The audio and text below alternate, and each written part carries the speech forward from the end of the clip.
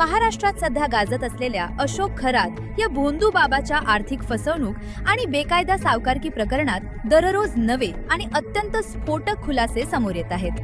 खरात याच्या माध्यमातून सुरू असलेल्या समता पतसंस्थेतील बनावट खात्यांच्या साम्राज्याचा तपास आता थेट सरकारी यंत्रणांच्या उंबरठ्यापर्यंत पोहोचलाय।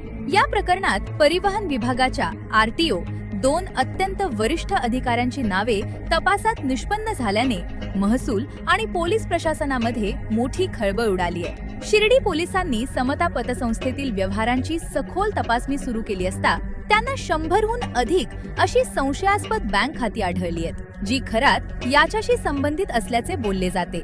या खात्यांची बारकाईने पडताळणी केली असता त्यामध्ये परिवहन विभागाच्या 2 बड्या अधिकाऱ्यांची आणि त्यांच्या कुटुंबियांची ओळखपत्रे व इतर महत्त्वाची कागदपत्रे मिळून आली आहेत। केवळ हे अधिकारीच नव्हे तर त्यांच्या पत्नी आणि इतर नातेवाईकांच्या नावेही या पतसंस्थेत मोठ्या रकमेचे संशयास्पद व्यवहार झाल्याचे समोर आले आहे। यामुळे शिर्डी पोलिसांच्या तपासाला आता एक पूर्णपणे नवी आणि गंभीर दिशा मिळाली आहे। मिळालेल्या माहितीनुसार पोलीस सध्या 57 व्यक्तींच्या मालकीच्या सुमारे 100हून अधिक बँक खात्यांची चौकशी करत आहेत। या खात्यांच्या माध्यमातून मोठा मनी लॉन्ड्रिंगचा प्रकार घडला असावा किंवा बेकायदा सावकारकीतून गोळा केलेला काळा पैसा पांढरा केला गेला असावा असा पोलिसांना दाट संशय आहे। या संपूर्ण प्रकरणातील संशयास्पद व्यवहारांची व्याप्ती सुमारे 7 कोटी रुपयांच्या घरात असल्याने आता यामध्ये केंद्रीय यंत्रणा असलेल्या सक्तवसुली संचालनालयाची देखील एंट्री झाली आहे। ईडीच्या सहभागामुळे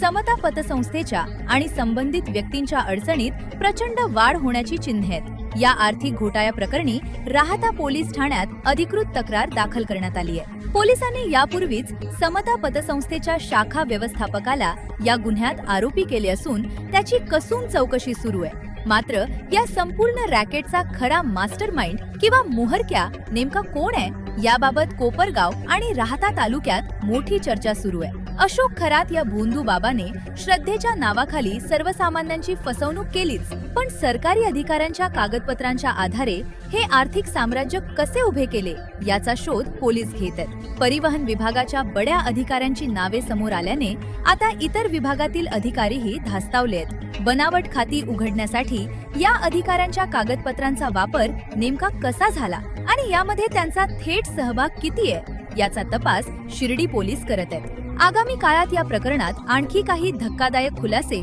आणि अटक होण्याची शक्यता वर्तवली जात आहे। या महाघोटाळ्याने सहकार क्षेत्र आणि सरकारी यंत्रणेतील भ्रष्टाचाराचा चेहरा पुन्हा एकदा समोर आणलाय।